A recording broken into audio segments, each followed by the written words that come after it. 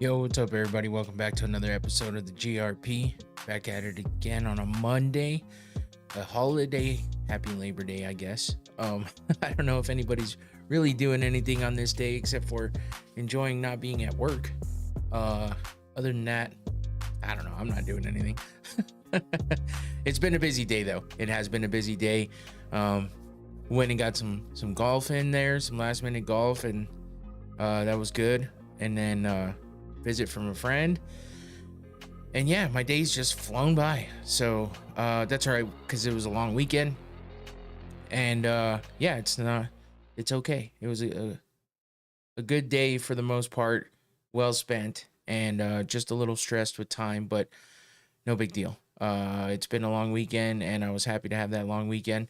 Had a good weekend with my wife and just hanging out, doing a few things here and there. Went out and had some drinks and had a little bit of fun, and it's been a good weekend. So back to the grind tomorrow, and back to a UFC fight week. We have good fight night coming up. Actually, it's a great fight night coming up on Saturday. So I feel like my hat's all crooked. I feel all out of sorts. Feels like a while since I've been here, and it was just Thursday. But because of the long weekend, I've just had a weird weekend, I guess. Just yeah, it like flew by, felt weird. Um, but it was good all at the same time, so I can't complain. But yeah, we have a UFC fight night coming up. Imavov versus Brohalio, and that's gonna be a good one. I'll be previewing that on Thursday, the OG day for the GRP. And today we have a recap of this weekend's fights, and that was Misfits boxing with a lot of familiar faces going on in that one, and then as well as DBX3 Dirty Boxing happening with just a bunch more UFC fighters, basically. A lot of ex UFC fighters in a lot of these other cards, and it's driving me nuts how my hat just feels like it's crooked, but maybe it's the angle. But yeah, so this, it was a pretty decent night of fights both nights that we watched these, and then there was some other events going on. CJI was happening, some weird shit going on there with like Chael Sonnen stepping in and getting choked out like twice. Strange. I know it's a big event, and I hear about it coming up. Along the way, I've heard a couple interviews and Craig Jones himself talking about it, but it seems like a bit of a spectacle, but at the same time a legit event. So I didn't even realize it was coming up. I just kept hearing about it. Wasn't paying attention to the weekend. It's just one of those events. It's like an offshoot event. Craig Jones likes to make a spectacle of everything. So it's one of those things that I just don't find a lot of interest in, but there's plenty of people that happen to take part in it. I think Bo Nickel was in it. I think Holly Holm was in it. And then obviously Chael Sonnen. What's his name? Gable Steveson was supposed to be there, and that's why Chael stepped in, because Steveson said something about a turf toe or some kind of injury, but then we find out he has an LFA uh, MMA match scheduled. So it's almost like he dropped out to make sure he didn't get injured for that or something. Who knows, man? There's always something going on, and you just never know what's really legit or what's actually happening with things. So I just let it go. It's just one of those things. That was one of those events. Like I said, you hear about it a little bit here and there, but nothing too crazy for me. I was more interested in the Misfits boxing, which is a little weird to say because a lot of times I find those to be a little bit of a carnival type event as well. But at the same time, you get legit fights uh, that are fun to watch, and that's what happened this weekend. And then Dirty Boxing, I've been interested in since it started, and just progressively getting more and more interesting to me. I like the event. I like the venue. I like the way they do things.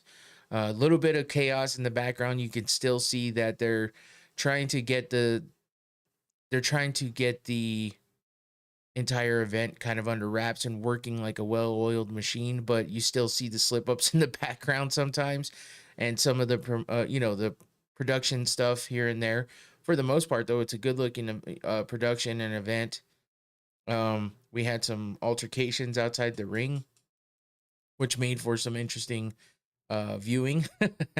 We had some stepping in of people in the coming into the ring and interjecting themselves. So those types of things make it interesting to watch and make it fun, but at the same time, it gets a little crazy. So I'm trying to figure out why I see the chat popped up on the screen. I see it on the uh Infinity. Oh yeah, it's Infinity. What's up, Infinity? Sorry, I was trying to spit it out. I don't see it in my pop-up screen here though. So that's gonna be interesting. But we'll see. Maybe it'll populate in a minute. That's okay, because I can see it on the screen. And it's just not in the window that it's usually in. But I still have another chat window, so I can still monitor everything testing. Yeah, I mean, it's working there. I still don't see it in this other screen, which is strange. Hopefully it'll work out. Otherwise, I'll get it worked out later. It's all right. It's just a matter of the fact that I saw that and I realized it wasn't working. Okay. Well, anyway, I'm not going to let it interfere. I can still see the chat. It's all good. The chat's on the screen too, so I just might not get the pop outs. No big deal. Anyway, so yeah, that's what we had going on this weekend, and we had those events happening. And now we got back to a UFC fight week with Imavov versus Borjalho, part of the kind of prove yourself type shit or to fight Chimaev, because we also have RDR versus Fluffy Hernandez coming up in the near future. And those guys are kind of going at it for who's going to be able to fight Chimaev next. And I feel like this is definitely an interesting fight and has big implications on it, obviously. But I think they need to show up and show out and really make for a good fight in order to prove that they should fight over RDR and Fluffy. But those guys, man, they've put on good fights. And I feel like those two are the best matchups for Chimaev. So I kind of feel like it's going to come from that fight. But who knows? I guess we'll have to wait and see. There's a lot of other good fights on this main card, especially for this fight night coming up here soon, or this Saturday. So Benoit Saint Denis versus Mauricio Rufy, and a lot more. So Patricio Pitbull fighting on this card. Yeah, it's a good one. It's in Paris too, so it's actually gonna be happening during the day. So if I don't have anything going on, I might be doing a watch party for this one, because it is happening on Saturday at 12 p.m. For me, will be the main card. The prelim card starts at 9 a.m. So just remember that. And I'll remind you on Thursday when I do the full preview. But there is a good amount of what was I gonna say? A good amount of fighting nerds guys on this card. So that makes it fun. And it's just there's a lot going on in the background with this card. So I feel like it's gonna be a good one. And when you have Mauricio Rufy and Kyle Borjalho on at the top of the card, you're definitely gonna get some action. Fighting people like Benoit Saint Denis and Nasruddin Imavov. I mean, what else can you ask for? So I like it. I feel like it's going to be a good one, and I'm going to be looking forward to previewing that on Thursday. So as far as before I go too far though, I haven't had any Noctane since Thursday, and I went and played golf today, and usually I take it with me, and I forgot. So let's get some Noctane in the mix here, and I'll thank my sponsor, Noctane Smelling Salts, and I'll also take a nice big whiff of the most potent bottle that they have, which is always an interesting reaction time. So let's see how not having opened this since Thursday does for me. I actually got a really huge whiff of it on Thursday, and holy shit, did that wake me up. But it was a good one. So I kind of need it right now. I need the little pick me up here. So keeps you nice and awake and alert. And yeah, we're gonna get a big whiff right now. Oh, maybe not. Maybe I gotta shake it a little more. And my camera's going out of focus. That's weird. Let's see. Sometimes when it sits for a while, you really got to get that shake in there. Oh yeah. Oh, there it is. Oh wow, that lingered too. Woo, there it is. It just needed a good hard shake. Wow, that's how you activate it, especially when it's been sitting steady and not doing anything. And I moved the mic away from me, didn't even realize it. But yeah, Noctane smelling salts. Ooh, man. There we go. Awake, alert, little boost of adrenaline, lots of different uses for it. Scan that QR code or click the link in the description below, and you can go get yourself a bottle or learn a little more about smelling salts and what they're used for. And they have a really nice, easy to look at website. So go check it out. And if you scroll all the way down to the bottom of the main page, you'll see that they put out there, that they proudly sponsor the Going Rounds podcast, which is me, which is us right here. So that's it for that. Thank you, Noctane. Appreciate you for always keeping me awake and alert, and yeah, get me ready for this show. So, and I use it a few times a week, sometimes every day. It just depends on my feeling and if I remember to take it with me. But it always sucks when I don't remember and I need it. So I swear I need to start having 2 bottles around at all times. But anyway, the chat is open. As you see, you can see it on the screen. You'll see it on the next screen. And yeah, join in. Let me know what you think about topics we're discussing or any other news going on around combat sports.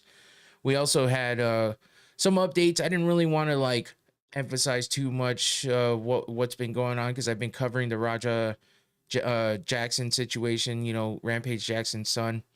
And I just saw that earlier Rampage kind of went and posted a bunch of things. And I've kind of been out of the loop because I got up real early to go play golf, and that was like 5 hours of my day. So with that being said, I was a little out of the loop, and then I got home, had things going on, conversation with a friend and stuff like that. So yeah, I wasn't really on social media much, so I kind of missed it, and I saw it a little bit right before I jumped in here. And seems like Rampage is really trying to get after making sure that everyone knows that he understands and hopes that Raja gets the full implication of what happened, and that he gets punished for it, because he knows it's coming and there's nothing he can do about it anyway. But he says that he's not above the law, so he's going to have consequences, and they're ready to go ahead and accept that, right? But nothing's happened yet. There's not been any arrests. I haven't seen anything about any arrests. And obviously, there's all kinds of rumors going around about all kinds of different things. I've seen so many people, including people on TikTok, which should do a lot of research, because they post on TikTok, they go live on TikTok, and they talk about nothing but wrestling. And yet these people are still getting duped by these accounts that are saying things that aren't true. So now I get it, because there's a lot of misinformation going around all the time, and I get stuck with it sometimes too. And so I shouldn't talk a lot of shit. I just think it's weird that you want to get out there and post it so fast that you don't even look into it a bit. I've been accused of the same thing in the past. I get it. It's hard to keep up with everything, and that's why sometimes I don't cover things that might have happened on a particular show, because I haven't looked into it. I haven't had the time. And listen, I don't do this for money. I do this for fun, and I do this to inform everybody if they want to be informed of things about the past events, future events, and anything in between. I cover as much of the MMA drama and combat sports drama as possible, just because it is something to talk about, and sometimes you have to talk about it. I felt like the day that I covered the Raja Jackson incident, the first show I did right after that, I didn't even get through my intro, and I had people in the chat asking questions and talking about it. So I just jumped right into it, and I felt like it was a great conversation. It was a good back and forth. Of course, I had the trolls and the haters in there, but I also had good, interaction where it wasn't just an echo chamber of, agreeing with me. It was a good opening of eyes on both sides, where we're seeing every angle of the situation. And now that more of the light has been shed on the situation coming from AJ Mono, which I covered that last week. And then when you really pay attention, Rampage posted the interaction backstage where Psycho Stu, hit Raja in the head with the beer can. And if you really look at the surroundings and what's happening in that video and the reaction to the can smash, and AJ Mana, I never paid attention to it because I saw it from a different angle. When you see his reaction, you know that he knows that this was fucked up and this shouldn't have happened. And he knows that he needs to step in, and he does. He steps in right away. But that doesn't mean that everything was good from there, obviously, because we saw what went down and we saw what happened, and we've heard all of the allegations and the finger pointing and everything else. But the biggest thing is, Rampage, of course, with as with every fucking drama bullshit that goes on with everything everywhere that's on the internet, especially when you're a celebrity, well known, whether you're just a celebrity online or a celebrity in person. And there's different meanings because we all know how everything goes online and with social media. So especially with this new IRL streaming stuff, it's not really new, but it's new to popularity. So these people are people, you know what I mean? Regardless of anything, they're not above the law. They are also people that have feelings and understand what they're getting themselves into, but also don't deserve some of the things that come at them. Like people saying racist shit to Rampage, which racism never ends. And that's unfortunate and fucking stupid, but it's the truth. And on top of all of that, death threats. Like, okay, I get it. His son took it too far. It could have been really tragic, but it wasn't. And I understand that people feel a certain type of way about it, but to threaten Rampage and his entire family, I mean, I get that coming from the person that it happened to and maybe his family, but everybody else online that's doing that shit is fucking dumb.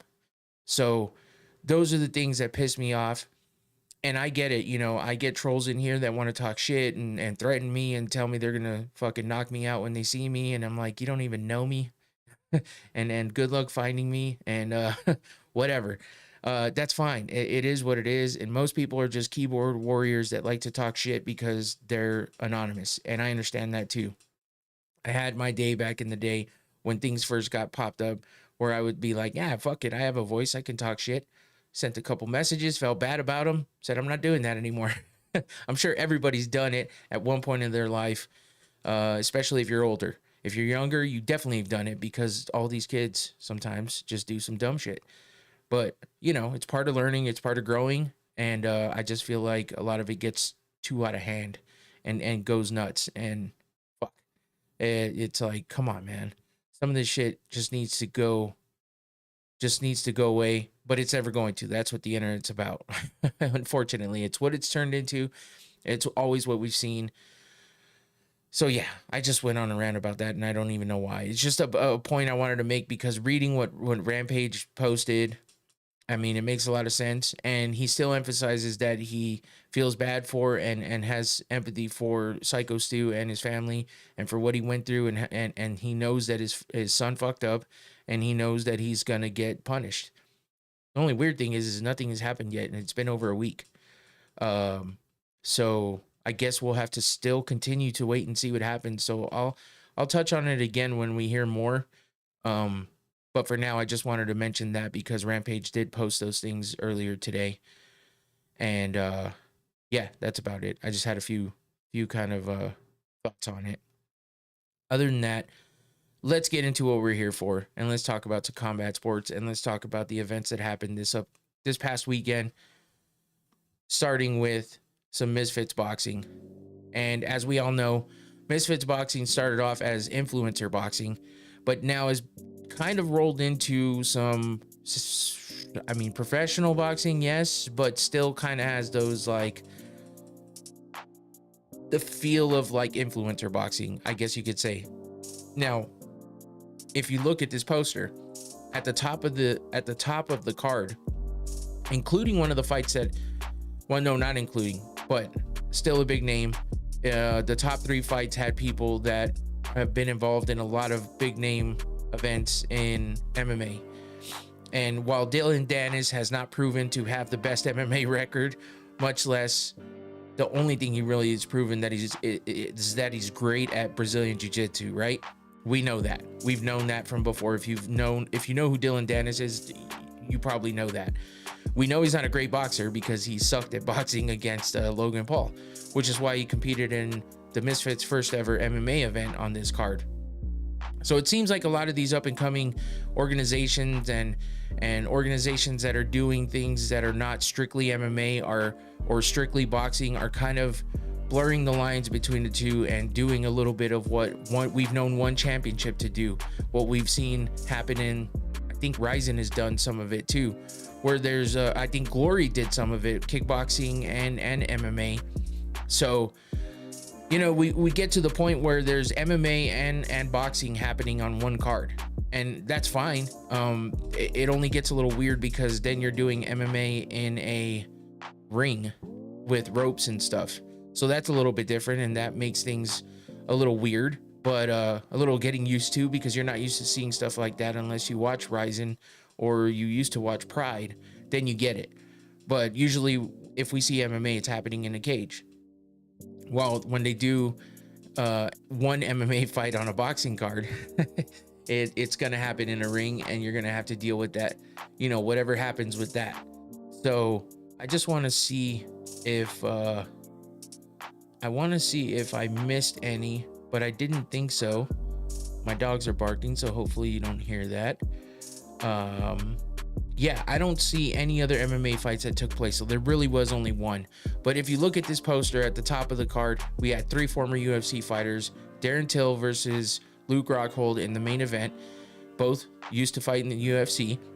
Rockhold retired from the UFC, and Darren Till left on his own accord, which seemingly has been a good thing for him because he wasn't doing that great in the UFC.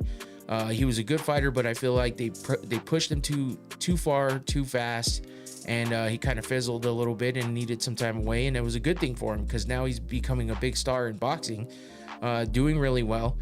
And maybe it's just a bump in the road before he gets back to MMA and does big things there. But I think he's doing well in boxing.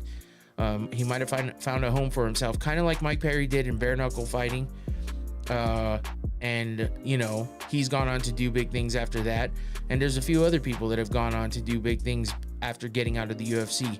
And while people question all the time, should he come back? Is he going to come back?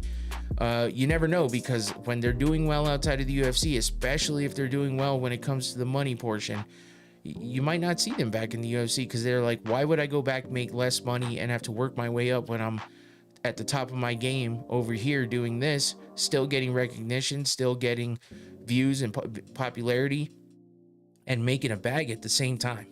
So yeah, but I'm just glad that there's other places for these guys to go, whether you see it as legitimate or not.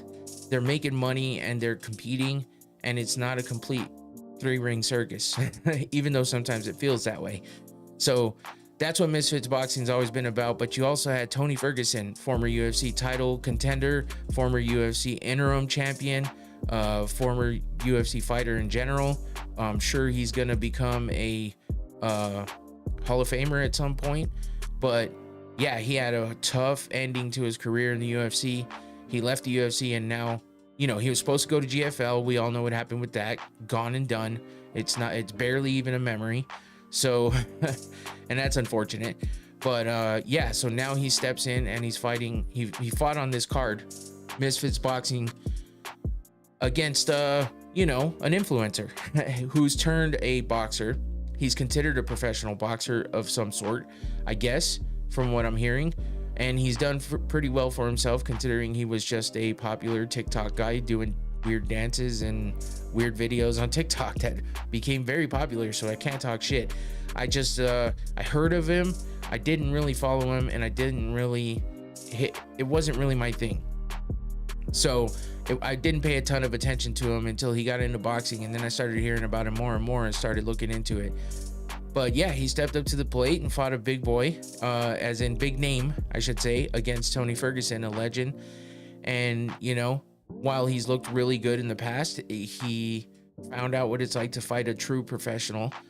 And, things went down the way they did. And Tony Ferguson finally gets a win after like 6 years without one, which is insane. But we'll get more into that here in just a minute. So looking at the rest of the card, there's not a ton of names that maybe people knew, but we did have some good TKO wins, some body shot TKO win by Johan Ingram versus Banti Singh. That was a second round finish for Ingram. He had that body shot TKO. Demi Sims gets the win over Nadeshi Hopkins in the women's bantamweight division. That went 4 rounds, and Demi Sims gets the win by unanimous decision. We saw Carla Jade defending her belt against Darren Harris for the MFB women's lightweight title, and she wins in 5 rounds in the women's, what I would assume, I don't know, it's a 115 pound. I shouldn't say bantamweight or strawweight because I don't know, it's boxing, it's different. But they had 5 2-minute rounds. Carla Jade gets the win, defends her title, continues to be the women's, it's the lightweight championship, sorry. So the lightweight title. Next up, we had Amir Anderson versus Vitor Sikiria, and that was a 5th round TKO finish for Amir Anderson. Another TKO win by body shot, Raheem Pardesi versus Amadeus Roslik. I think Roselic, maybe. But yeah, that was another body shot TKO win in the 4th round for the men's division there. And then we had Chase Damore. So here's when it gets to be influencer slash kind of circus act stuff. We had Noctane Marcon, that was the opponent of Chase Damore, and Chase didn't even make it to the press conference because the day before, I think they had some like face-to-face thing, and this Noctane Marcon threw an egg at Chase Damore's head, and it busted all over his head. And Chase Damore went absolutely ballistic, needed like 6 guys to hold him back. This Noctane dude is a fucking just a unique, eccentric dude. That's what I'll say.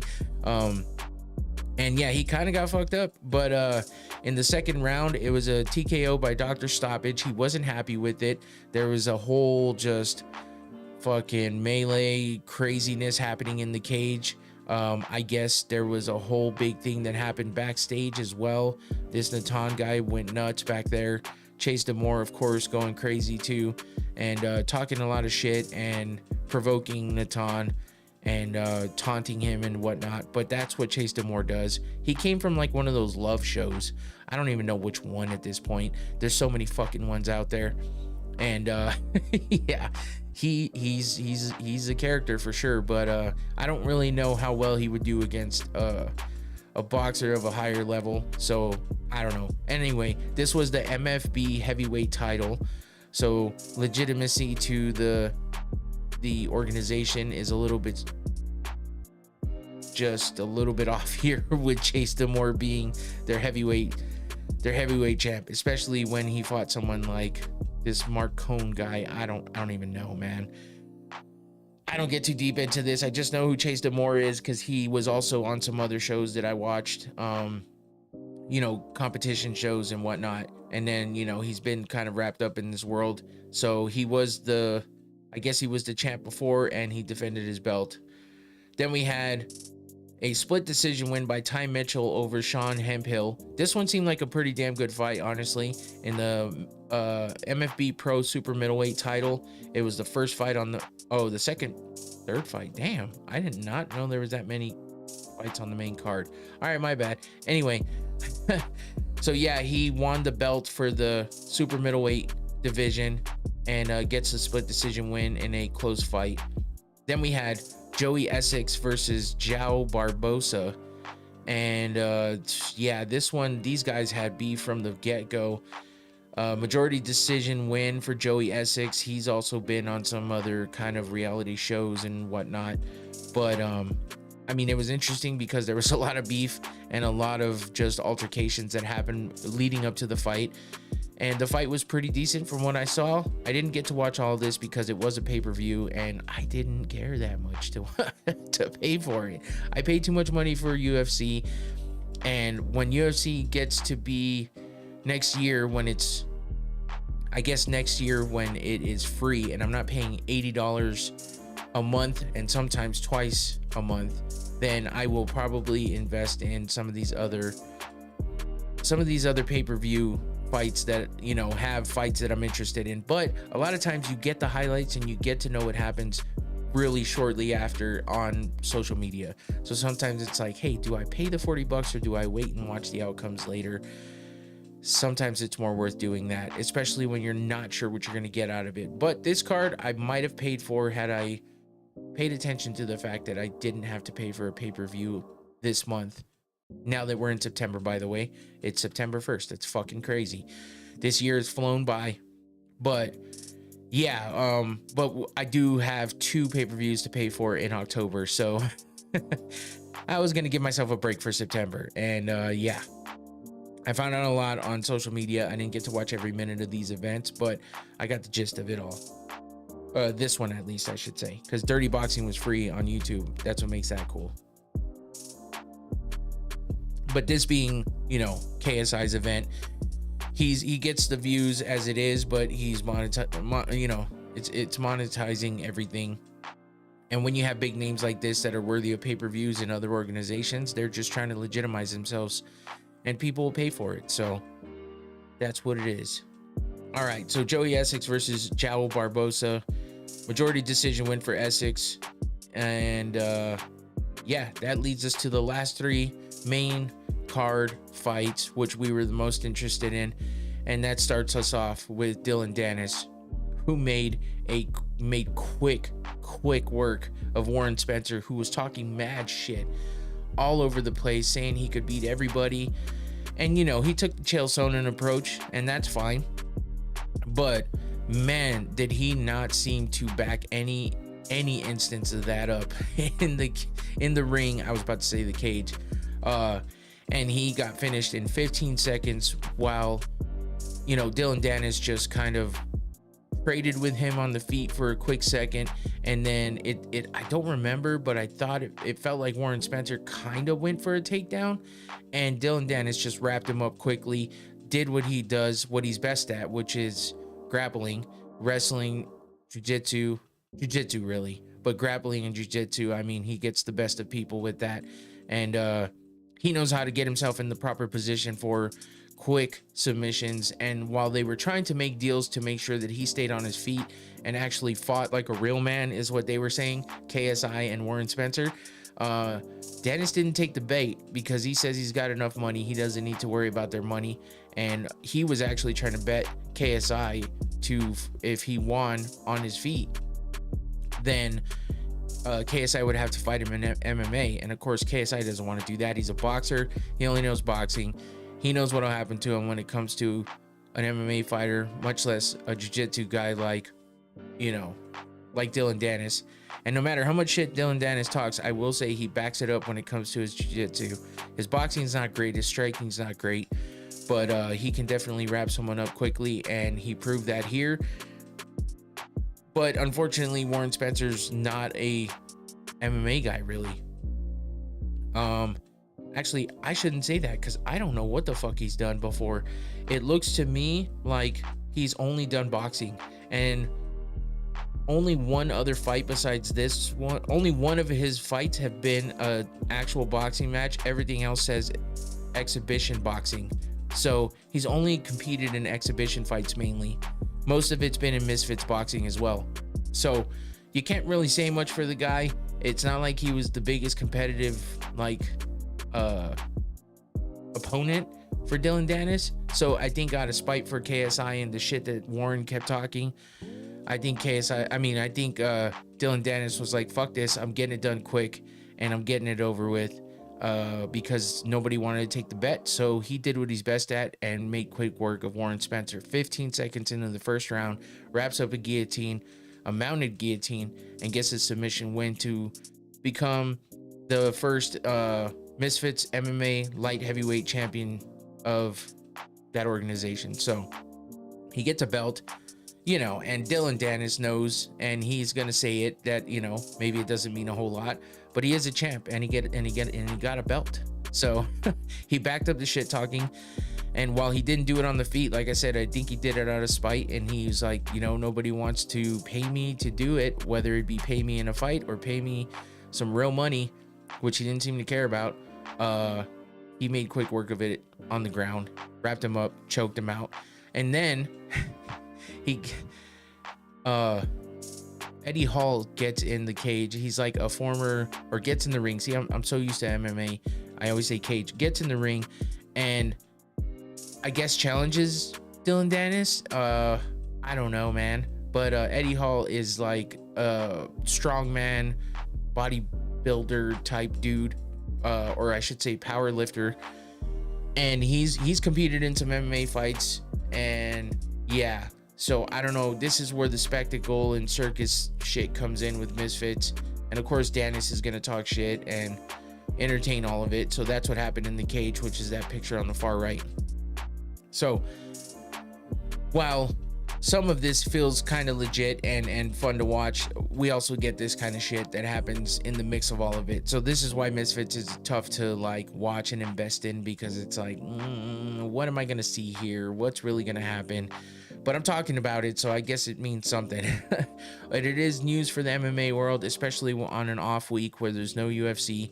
So there's nothing to focus on, you know, in the highest level of MMA.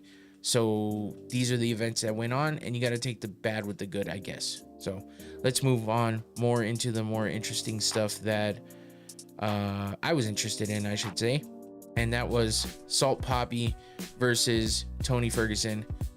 And Tony Ferguson hadn't gotten a win in like 6 years. And that's insane because he went on a crazy losing streak in the UFC.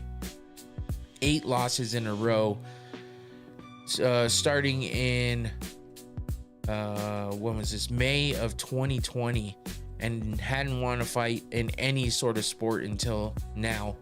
And it's weird because they called this exhibition boxing, which I don't understand because there's a title on the line.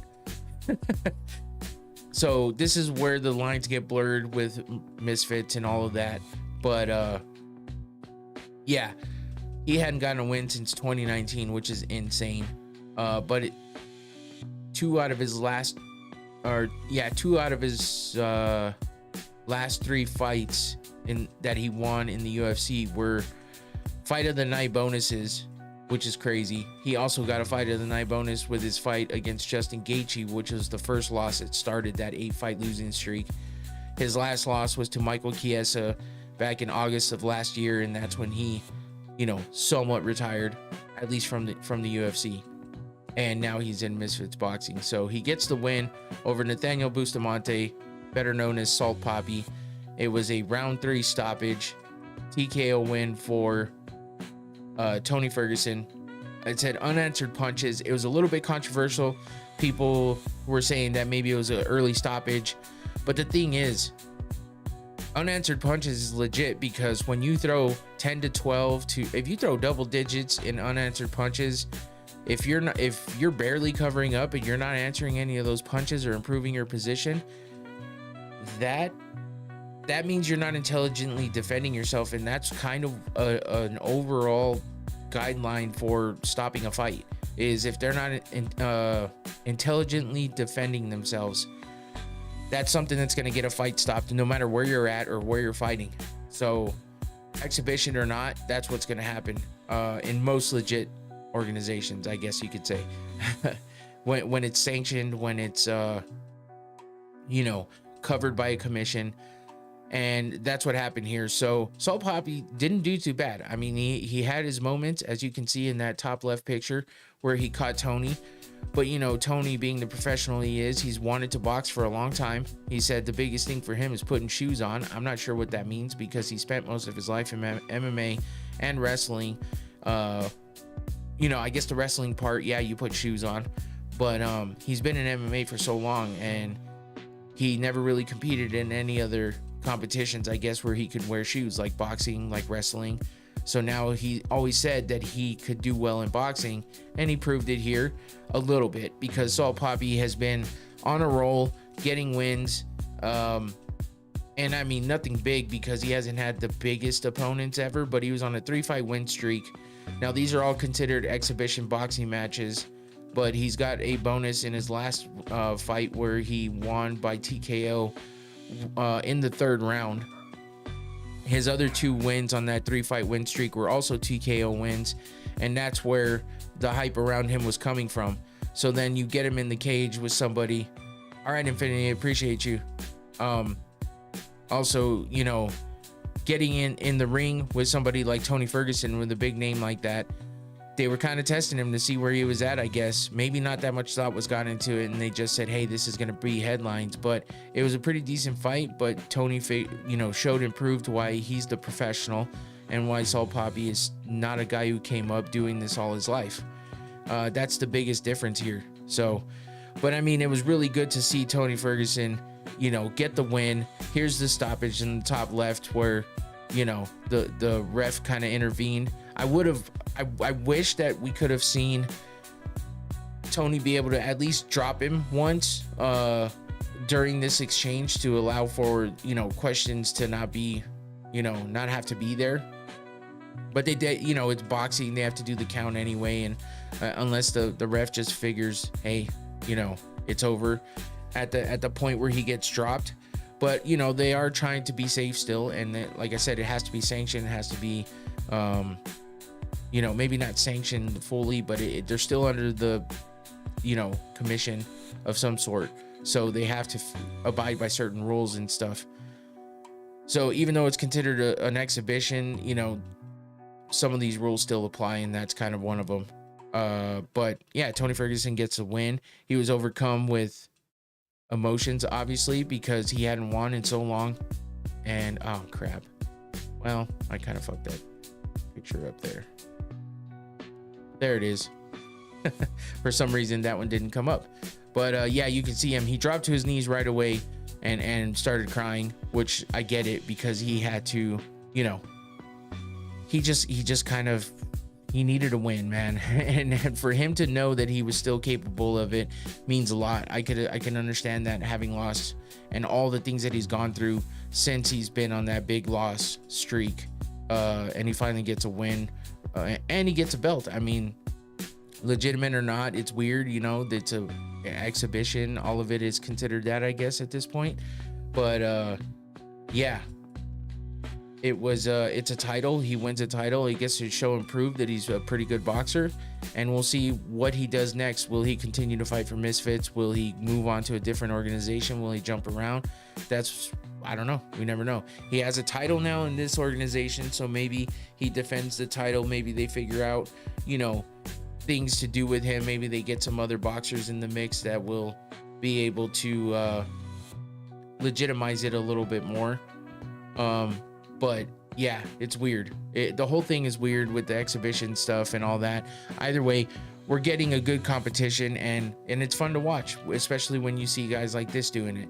And so with the arc of Tony Ferguson and El Cucuy and everything that comes with it, especially the losing over and over and over again, everyone calling for his retirement and then wondering why the fuck he's getting in there and doing boxing. Well, when you put him against a guy like this who's pretty good in the eyes of people when he's fighting lower level competition, he gets in there and is able to prove that he's worth something in boxing, with a guy who seems to be well known and pretty good at the moment, but has never fought the level of competition that Tony Ferguson brings. So he's the new Misfits interim middleweight champion, and he gets a belt and he gets the win. So it was good to see. It was fun to see, and I'm happy for Tony. So moving on to the main event, we have Darren Till versus Luke Rockhold, and holy shit, was this explosive.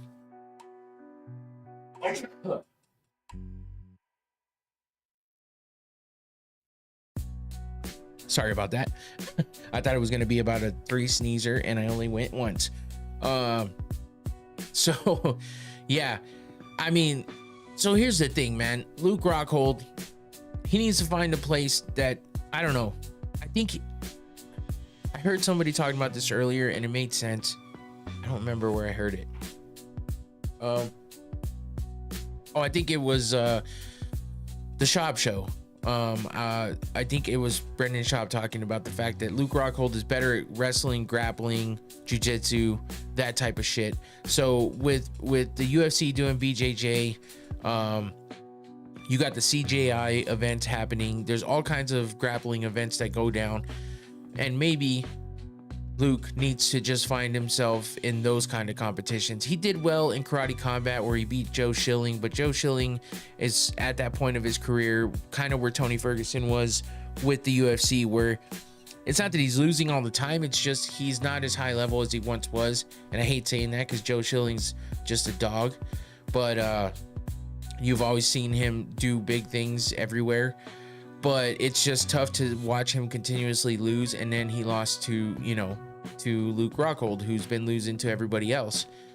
And yeah, it was an interesting one because Luke was actually making a spectacle of it and was like talking to people in the crowd while he had Joe Schilling wrapped up against the wall at that Karate Combat. But I mean, he did compete in the CJI 1, and he lost to Patrick Downey in that, also by decision. So it's like every competition he's kind of been wrapped up in since 2018, being the UFC. He did grappling against Nicky Rod, but that's Nicky Rod. That's fucking highest level. That was in Polaris back in 2019. He lost that one by decision too. He didn't even get submitted.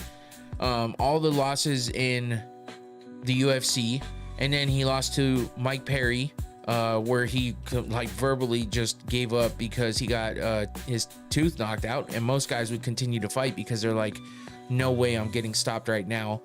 And Luke Rockhold's not cut from that cloth. So not to mention he's a model for Ralph Lauren, like polo, so there's that. But he comes out with the like bleach blonde hair. It was kind of weird. In the press conferences and stuff, it looks like he didn't really have that much. Maybe he kind of did in the fight. I don't even know. I didn't pay attention to his hair much. But anyway, yeah, so I mean, the grappling event, the only thing he's won since 2018, since 2015 he's had 2 wins, and that was one against David Branch in the UFC by submission in 2017, and then a win against Joe Schilling last year in Karate Combat. Those are the only 2 wins he's had out of 1, 2, 3, 4, 5, 6, 7, 8, 9, 10 competitions since 2015. It's so insane. And that started after he won the belt against Chris Weidman.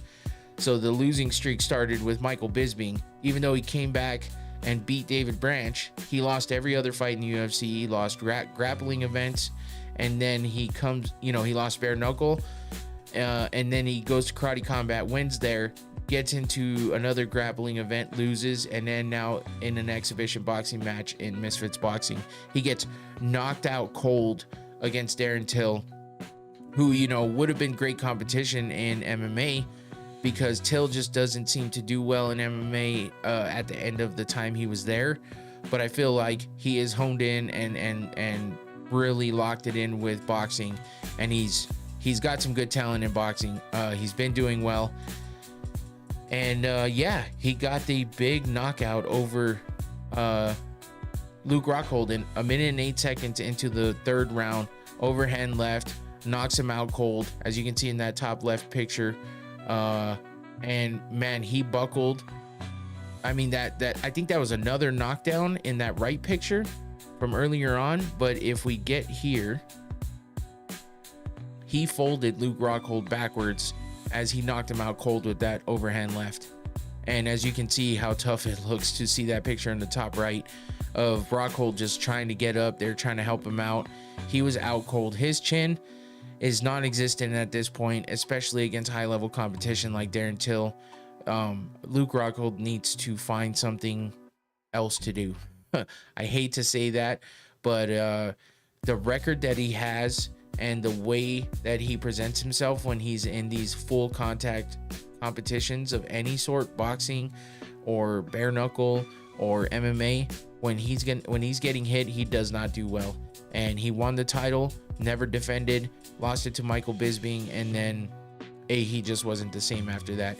So he either needs to stop combat sports or he needs to stick to grappling and go down that road, because in that direction is the only place I could see he can have any kind of, I guess, success maybe.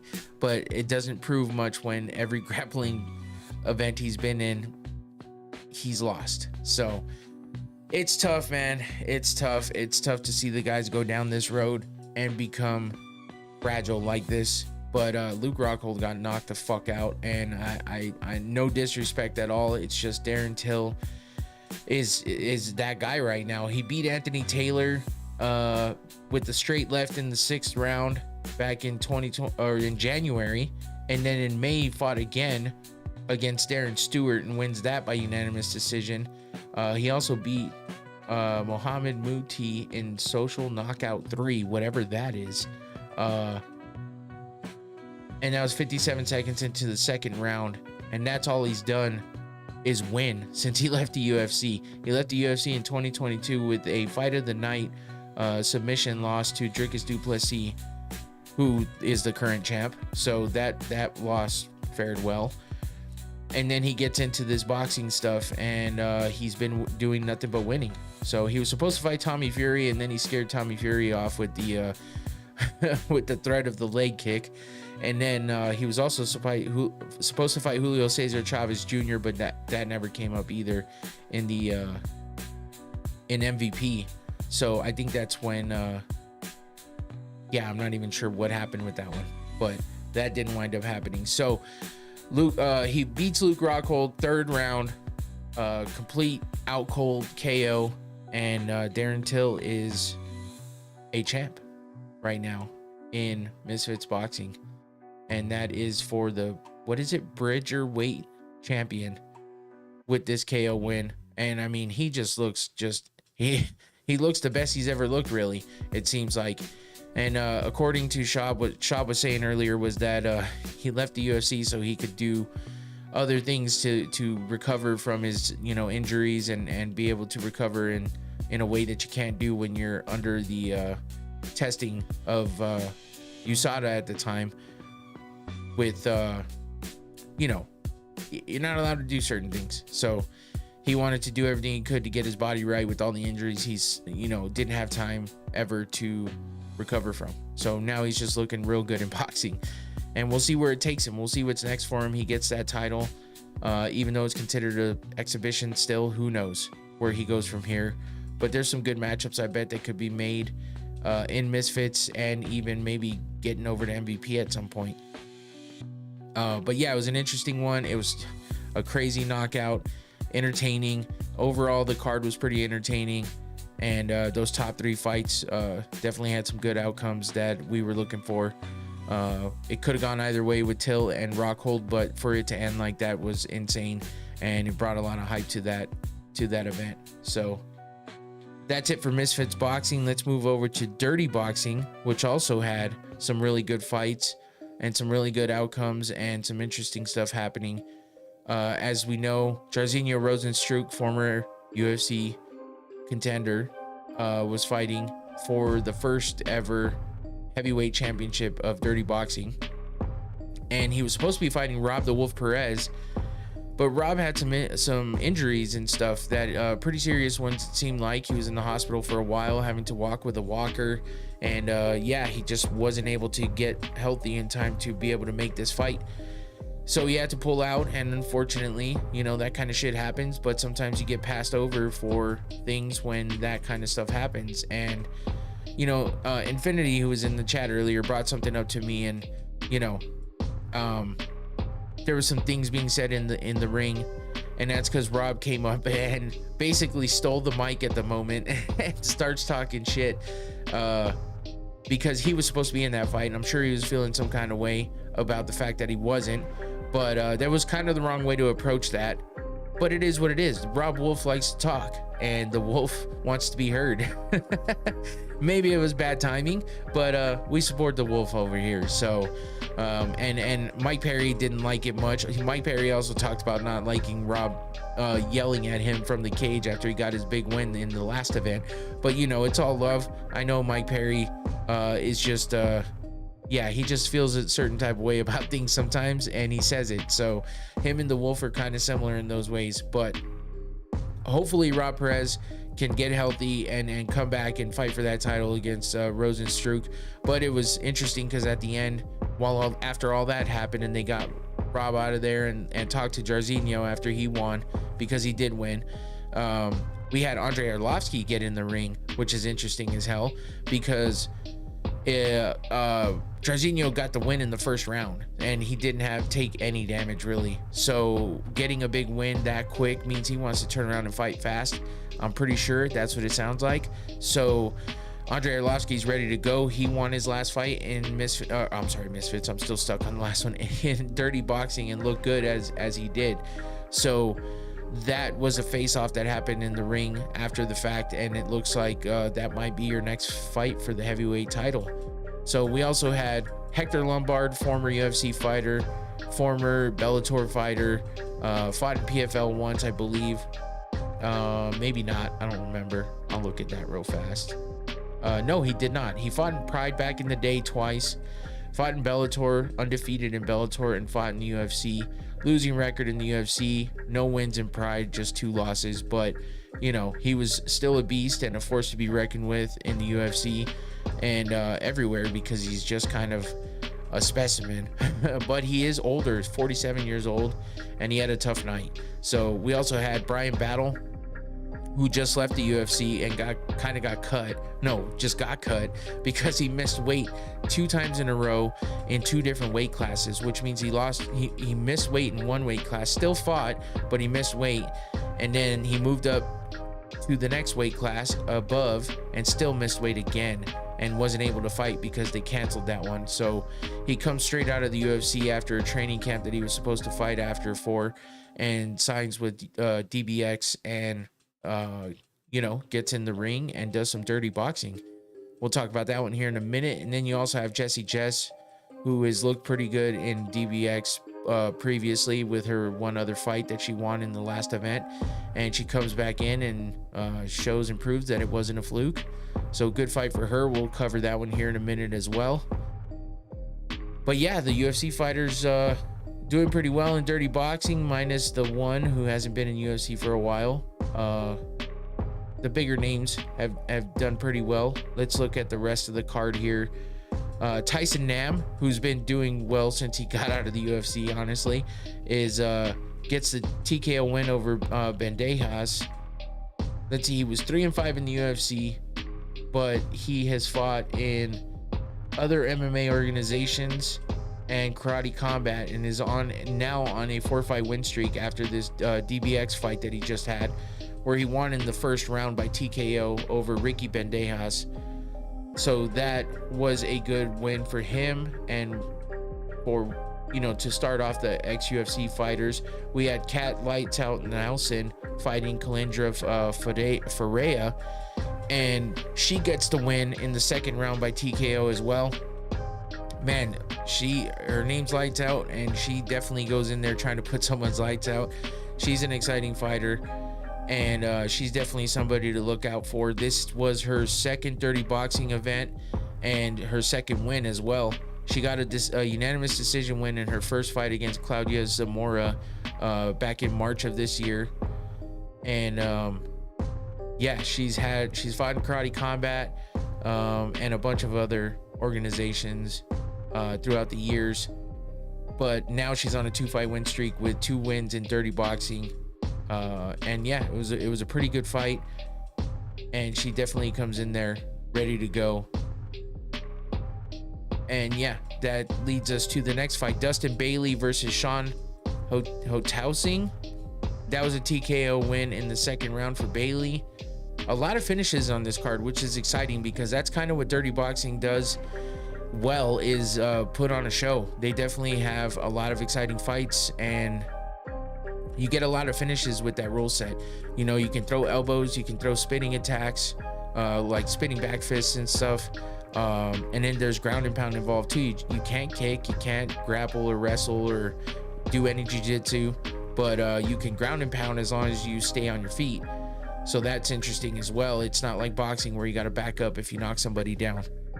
So that puts a lot of emphasis on action and just combat in general. So yeah, it leads to a lot of highlight reel, finishes, and a lot of finishes overall.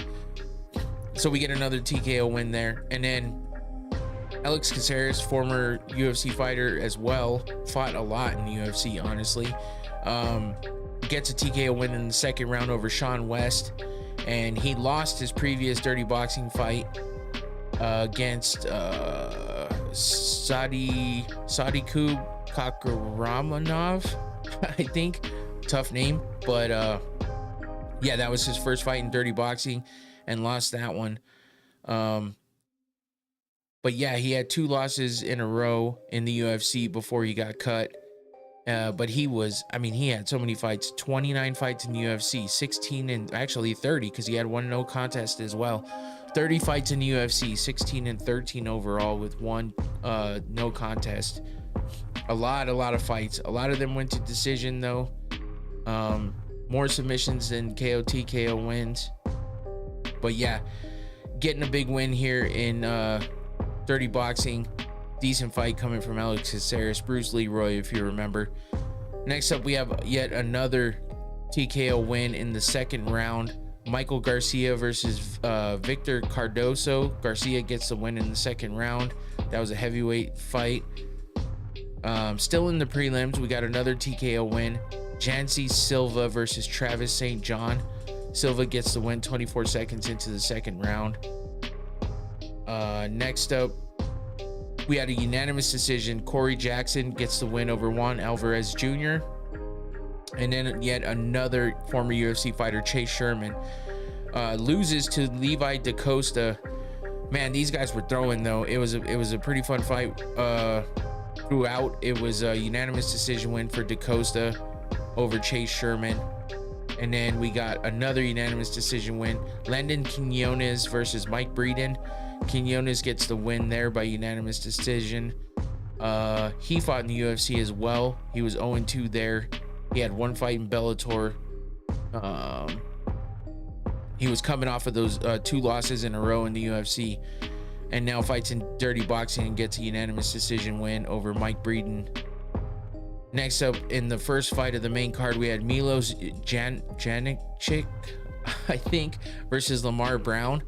Janik gets the win by TKO in the first round, 59 seconds in.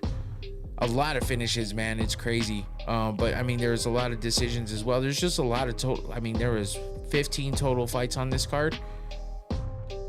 So that brings us over to another former UFC fighter, Phil Haas, fighting Sergey Martinov. And this was a unanimous decision win for Martinov. So Phil Haas gets the loss. I think he won his last fight in dirty boxing, if I remember right. Yeah, no, he lost his last fight there. It was by DQ. It was the eye pokes. I forgot. So yeah, that was unfortunate for him. So now he's 0-2 in dirty boxing. We'll see if he gets another crack at it.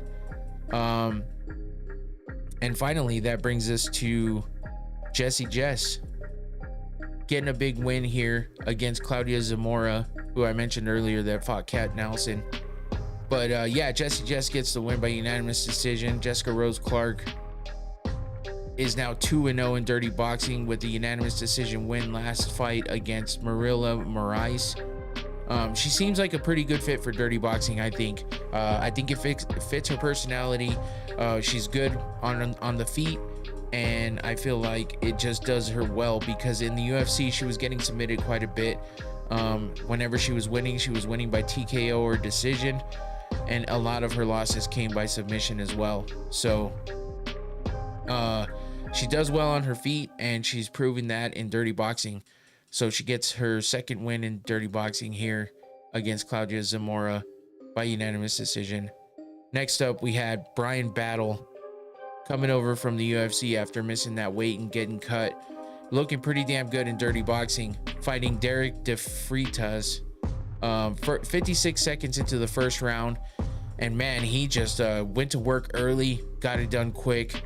56 seconds into the first round, Brian Battle gets a TKO win over Derek De Freitas, who I'm not sure if he had fought previously in dirty boxing. Let me check. I don't know. He fought in some other MMA organizations, it looks like, and maybe some grappling. No, it looks like some other MMA stuff. So this was his first fight in DBX as well, and he gets the first round TKO loss to Brian Battle. Brian Battle looking pretty good in here, makes weight easily, 185. So I'm not sure what happened with the UFC fight. Maybe, who knows, maybe things are a little different in DBX. I'm not sure, but he made weight pretty easily. He was ready to go, and he made quick work of Derek De Freitas in his fight here. Next up, we had the co-main event, and that was James Cannon versus Hector Lombard. Hector Lombard, as we know, fought in the UFC for a while. He was 3-8 in the UFC, but he had a long career in Bellator. Maybe not long, but a winning career in Bellator where he was undefeated. So yeah, let's see, he fought in Gamebred Bare Knuckle MMA where he got a win there. That was his last fight. He had a couple of draws and no contest fights. I like that Hector lost. Yeah, I think, and what's up, Matua? I think a lot of people did actually deport Lombard. God damn. Matua coming in hot. But yeah, I mean, a lot of people don't like Hector Lombard. He's notorious for somewhat being a bully in the training room, and just all around. I feel like he's one of those guys that is misunderstood a lot because of the fact that English is his second language, but that doesn't take away from the fact if you're an asshole, you're an asshole in every language. And a lot of people have that take on him, is that he's kind of a bully. But he's 47 years old, man. 47 fucking years old, trying to fight in dirty boxing. And while he looks really good as physique goes, for his age, he's fighting James Cannon, who is 30 years old. So 17 years younger. And I like the brown shorts that fighters wore. Oh yeah, I mean, it's weird. That's kind of a theme, right? If you saw the title, the belt is like a brown leather kind of outside. 47 years old. It's, yeah, I mean, it definitely is, but he just hasn't had a lot of luck in his recent fights. But yeah, James Cannon, never really heard of him before this. It looks like he's only fought in some kind of lower level competitions. He had a really long losing streak of 5 losses before he got a win in Clinch Fight Club with a submission over Brandon Nunn. None of us know who the fuck that is, but but yeah, he comes in and fights Hector Lombard, which is a well-known name and a vet in the combat sports world, in MMA especially, and gets a fucking big win of 19 seconds into the first round. We're talking like the first fucking strike that landed basically hurt Hector Lombard. We've seen him hurt before. He does the old man drunk dance, and then yeah, he gets finished. So it's unfortunate for Hector, but you know, like Matua said, some people were happy that Hector lost. So it is what it is. That's how it goes sometimes. And yeah, I'm not sure Hector's cut out for this anymore, especially when you got young guys that are coming up in this sport and ready to make their name. And I mean, yeah, they're making their name off of an older guy's name, but they're ready to do it if it presents itself. So dirty boxing is fun, and it's definitely different than anything else Hector Lombard has done. But he's, you know, been a striker most of his life, and you know, with his strength and power, you know, I think he thought he would do well, and that didn't fare well for him. 19 seconds into the first round, TKO'd.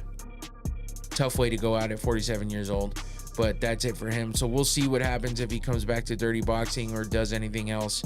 But that's a tough one to overcome, getting stopped that quick. So yeah, James Cannon's a beast and gets that win for the co-main event. And that leads us to the main event. Jairzinho Rozenstruik versus Rakeem Cleveland. Again, this was supposed to have been Rob the Wolf Perez, which unfortunately was injured and couldn't fight.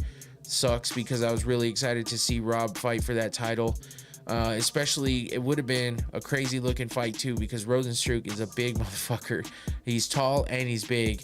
And then you got Rob Wolf, who is not that tall, but he's still a big dude, but ferocious as all hell. And yeah, I feel like it would have been a great fight. But Jairzinho Rozenstruik is finishing people in the first round. Wait, no, his last fight went to the second round, I think. Let me double check. Yeah, 2 minutes into the second round, he got that TKO win over Victor Cardosa, but it was still an exciting win for him, and a good TKO win. And now he finishes Raheem Cleveland, who takes the short notice fight for the title. A minute and 54 seconds into the first round, Raheem Cleveland fought previously in Dirty Boxing in the first event, where he beat Maurice Green by TKO. So hadn't fought since March, but got the title fight, and yeah, dropped that quickly to Jairzinho Rozenstruik, who is a beast right now, showing what he can do in Dirty Boxing. And Biggie Boy is the champ. Look at that belt. It's an interesting belt, which is why I wanted to show these pictures. Plus, I think they're just funny because seeing the big old belt they showed. They kind of teased it in a suitcase, and they were, showing the guys' reaction to picking it up and feeling how heavy it was. It's a unique looking belt. I kind of like it, honestly, and it looks pretty big and hefty. So yeah, Jairzinho Rozenstruik with the first heavyweight title gets the win. Jairzinho and Phil Haas. Shoes are dope. Oh, you know what? I didn't even pay attention to the shoes, honestly. I missed that. I'm gonna have to go back and check them out.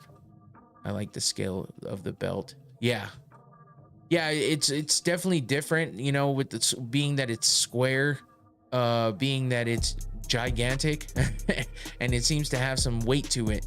So, and then being that, the brown kind of leathery look, brown and black, it's cool. It's definitely different, and it matches the aesthetic of the ring, the presentation of the entire production. It all matches. There's some good pictures that got thrown out there, showing the ring and stuff like that. So it was pretty dope. So I'm enjoying Dirty Boxing. I like DBX a lot. I think Mike Perry's the perfect person to be promoting this. John Jones has a stake in it, so he's always there. We had a lot of big stars in the crowd. Shaquille O'Neal was out there fucking talking shit to Mike Perry, and then reverting all that shit talking quickly when he realized he was talking to Mike Perry. I don't know what he was thinking, but it was pretty funny. He's like, I want to fight that guy right there. And they're like, Mike Perry? You want to fight Mike Perry? And he's like, oh shit, that's Mike Perry. Never mind. No. I apologize. It's like, holy shit, man. He changed his tune real quick. I thought it was, it's an ugly ass belt. It does fit the style of the overall event, so that's a plus. The design of the event from top to bottom is pretty dope. Yeah, I feel like you can cook that belt on the grill. God damn it, man. It does look like a gigantic steak, huh? Why you gotta bring up good points? Listen, I think I give it points for you being unique and different from everybody else's shit. I don't know that it's as ugly as some of those boxing belts, though. Those ruffly fucking ugly colored shits that they throw out there that don't mean anything ever because there's like 75 of them. Dirty Boxing Rules is fun.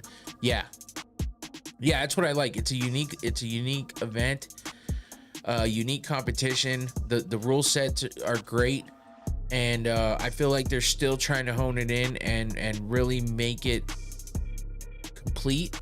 But yeah, they're getting there. And like I said earlier, there was somebody, who the fuck was it? I think it was, let me see if I can find out who it was.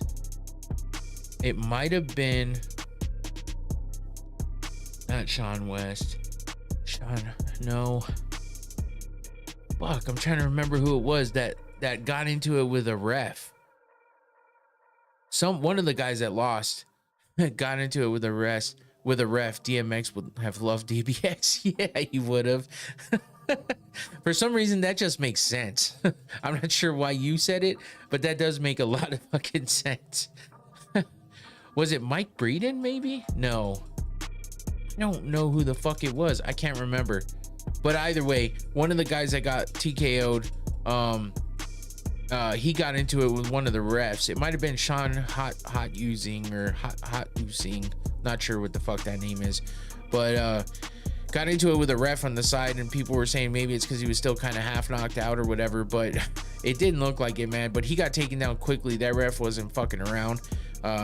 Yeah, he jumped in action quickly. So still some bugs to work out with the production, and you know, having Rob the Wolf jump in and stealing the mic, like that kind of shit doesn't fly in the UFC. So they got, you know, but boxing's with the ring, it's harder to get in the cage without just jumping in or coming in through the opening, and they usually have security there, so it's tougher to get into the cage without making a huge spectacle of it. But when it comes to the ring, it's so open everywhere. There's 4 sides of ropes that you can just crawl through or get over or get whatever, under, over, through, whatever it is, it's easy to get there. So in order to have security covering all 4 sides might be tough, but I just don't know why you wouldn't have that happening, at least until the fact that the post-fight interview happens and you let the guy have his moment, and instead Rob the Wolf jumps in and talks a bunch of shit and tries to get the mic. And Jason Anik, John Anik's brother, did a good job of like kind of getting the mic back and make sure it didn't get fully taken out of his hands. But yeah, it was crazy. So it was a crazy event and a crazy ending. But I'm still excited to see Rob the Wolf come in and hopefully fight Jairzinho. It's gonna be a tough fight, and it's a scary one for me because I want to see Rob win. But I did interview Rob the Wolf before, so go check that out on my YouTube page here. But I did get to interview him. It was fun. He's a cool dude, and but he's a character and he talks a lot of shit, and a lot of times I'm not that into those kind of guys, but he's funny and he makes it fun. I feel like he made a little bit of a mistake here jumping in he should have waited for, you know, them to be almost wrapped up and then jump in and say something. But either way, it's tough. So I hope he, you know, gets well quick, and I hope he you know, gets his chance at some point to fight for that title like he was supposed to. Just unfortunate he got injured, and let's just hope he heals up quickly and gets back in there. So that wraps it up for DBX. Infinity's back already. What's up, Infinity? Thanks for coming back always, man. I appreciate you. So yeah, that wraps it up for that. That wraps it up for this weekend's events. So come back on Thursday and we will preview just in time to close it out. Yeah, exactly. Come back on Thursday and we will preview Imavov versus Borjalio. Like I said, it's UFC France, and that will be happening in the middle of the day, 12 p.m. Start time for the main card for me here in Arizona. So you can just Google UFC events, and as long as your location is on, it'll tell you what time in your time zone that the events will start. Or just tune in on Thursday and I'll remind you again. So that's it for me. DBX 3, Misfits Boxing, all in the books. Tony Ferguson with a big win, finally getting a win after 6 years. Darren Till knocks out Luke Rockhold. Dylan Dennis gets a quick submission win. All 3 new champions in Misfits Boxing. And then you had Jairzinho Rozenstruik getting the first inaugural heavyweight title in DBX 3. Some other big wins by former UFC fighters. Good weekend of events. Good long weekend for Labor Day. Happy Labor Day to everybody out there. September is upon us. No pay-per-views this month for the UFC, but again, I might do a watch party for this upcoming Saturday's event happening in the middle of the day, so that'd be cool. So come back on Thursday, watch the preview of that and all other combat sports news as we get through the week. So that's it for me. I'm out of here. Take it easy. Peace. Thanks for all the support in the chat too, by the way. Matua, Infinity, anybody else that was in there, appreciate you guys. Thank you. I'm out.